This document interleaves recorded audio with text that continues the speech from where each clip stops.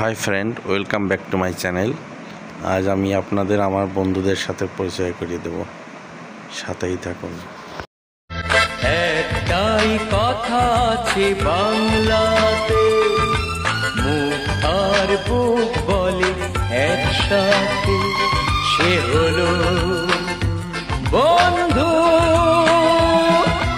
বন্ধু আমার, বন্ধু আমার, কে গরিব কে আমির সে মানে না, জাতের বিচার করা সে জানে না, সে হলো বন্ধু।